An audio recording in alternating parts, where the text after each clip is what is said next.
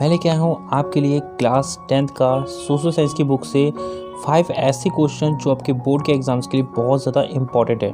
तो चलिए शुरू करते हैं पहले वाले क्वेश्चन से। क्वेश्चन में बोला गया है कि सतत पोषणीय आर्थिक विकास किसे कहते हैं। अब इसका मतलब क्या होता है, देखिए सतत पोषणीय आर्थिक विकास का मतलब होता है ऐसा विकास जो पर्यावरण को बिना नुकसान पहुंचाए तथा भावी पीढ़ी की आवश्यकताओं को समझौता किए बगैर विकास करना। सतत पोषणीय विकास का मतलब ये होता है कि जो पर्यावरण को नुकसान पहुंचाए बिना अभी के लोगों की आवश्यकताओं को पूरा करना और जो आने वाली पीढ़ी है ना उनके बारे में भी सोचना कि उनको भी अभी के जो संसाधन है वो मिलने चाहिए। जैसे एग्जांपल में हम जंगल यूज़ करते हैं, जंगल से लकड़ियाँ लेते हैं, बहुत सारी दवाइयाँ लेते हैं, तो हमें इन संसाधनों का इस प्रकार से प्रयोग करना चाहिए कि अभी की आवश्यकता भी पूरी होनी चाहिए और आने वाले जो लोग हैं ना, पीढ़ियाँ है आने वाली है, उनको भी ये सब चीज़ें मिलनी चाहिए। जैसे कोयला हो गया, पेट्रोल हो गया, अगर आप सारा ही यूज़ कर लोगे तो आने वाली जो पीढ़ी है उनको तो मिलेगा नहीं। तो सतत पोषणीय विकास का मतलब ये है कि इस प्रकार से विकास करना कि अभी के लोगों की आवश्यकता भी पूरी होनी चाहिए और आने वाली जो पीढ़ी है उनकी आवश्यकता भी पूरी हो। ठीक है, नेक्स्ट वाले पॉइंट पर आते हैं। नेक्स्ट वाला क्वेश्चन हमसे क्या बोलता है, देखिए नेक्स्ट वाले में है भूमि निम्नीकरण के कारण। भूमि निम्नीकरण का मतलब क्या होता है, देखिए यहाँ पे जब ज़मीन की उपजाऊ क्षमता कम हो जाती है ना, इसे कहते हैं भूमि निम्नीकरण। यानी भूमि एकदम बंजर हो जाती है, जहाँ पे पेड़ पौधे नहीं उग सकते, इसे कहते हैं भूमि निम्नीकरण। तो भूमि निम्नीकरण के कारण क्या होते हैं, पहला होता है खनन। जब ज़मीन को बहुत ज़्यादा खोदा जाता है, जैसे कोयला निकालने के लिए या दूसरी चीज़ निकालने के लिए, इससे क्या होता है कि जो उसकी उपजाऊपन की जो क्षमता होती है ना, उपजाऊ जो मिट्टी होती है वो हट जाती है, जिससे ज़मीन बंजर हो जाती है। इससे भूमि निम्नीकरण होता है। दूसरा अतिचारण। अतिचारण का मतलब होता है जब आप जानवरों को, जैसे घास के मैदान होते हैं उनमें जब जानवर बहुत ज़्यादा चर लेते हैं, ठीक है, घास को चर लेते हैं, इससे क्या होता है कि जो ज़मीन होती है ना, जब बारिश आती है वो बह जाती है, मतलब उपजाऊ जो मिट्टी होती है बह जाती है। घास का काम क्या होता है कि वो ज़मीन को, मतलब मिट्टी को पकड़ के रखता है। लेकिन जब जानवर बहुत ज़्यादा चर लेते हैं, पूरी घास को सपाचट कर देते हैं, तो इससे क्या होता है कि जब बारिश होती है ना, तो सारा मिट्टी जो उपजाऊ मिट्टी होती है बारिश में बह जाती है। इससे भी भूमि निम्नीकरण होता है। साथ में अति सिंचाई, बहुत ज़्यादा पानी डालना खेतों में, बहुत ज़्यादा पानी डालने से भी ऐसा होता है कि मिट्टी जो उपजाऊ मिट्टी बह जाती है।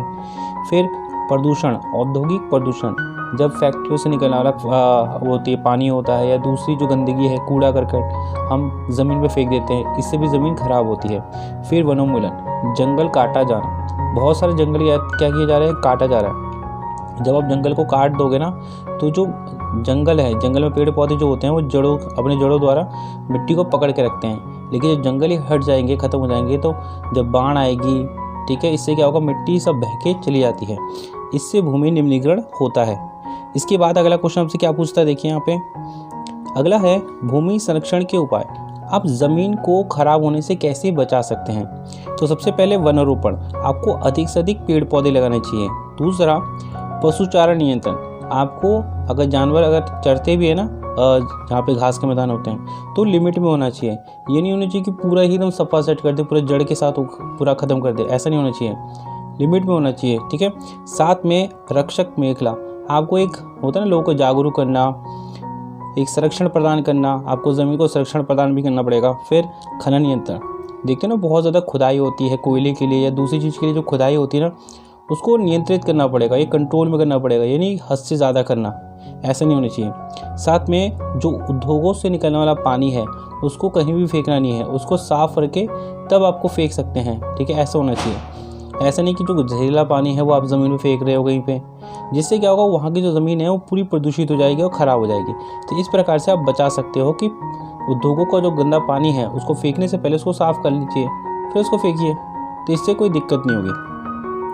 अगला क्या बोलता है, देखिए यहाँ पे उत्पत्ति के आधार पर संसाधन के दो प्रकार कौन से हैं। एक होता है जैविक संसाधन और दूसरा होता है अजैविक संसाधन। देखो जैविक संसाधन कौन से होते हैं, देखो ऐसे संसाधन जो हमें जीवमंडल से प्राप्त होते हैं, जिनमें जीवन होता है। ऐसे संसाधन जो हमें जीवमंडल से मिलते हैं, जिसमें जीवन है, जैसे पेड़ पौधे हो गए, ठीक है, मनुष्य हो गया, ठीक है, और जानवर हो गए, ये क्या है हमारे जैव संसाधन। दूसरा अजैव संसाधन क्या होता है, ऐसे संसाधन जो निर्जीव होते हैं, जिनमें जीवन नहीं होता, जैसे चट्टान, पहाड़, ठीक है, इनमें जीवन नहीं होता, तो इसे हम कहते हैं अजैव संसाधन।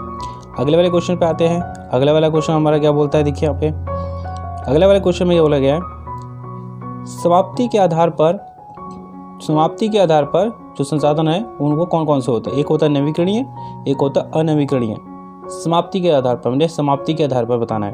तो देखिए वे संसाधन जिनको भौतिक या रासायनिक प्रक्रिया द्वारा फिर से बनाया जा सकता है, फिर से उपयोग में लाया जा सकता है। जैसे सूरज का प्रकाश से या पवन ऊर्जा होती है, आप इसका बार बार प्रयोग कर सकते हैं, बार बार यूज़ किया जा सकता है। ठीक है, आप एक बार यूज़ करो, जैसे सूरज की रोशनी, आप उसको सोलर पैनल द्वारा इलेक्ट्रिसिटी बना लो, लेकिन आप बार बार कर सकते हो, उसको यूज जितनी बार करना चाहे कर सकते हो। ठीक है, जैसे वायु हो गया, जल हो गया।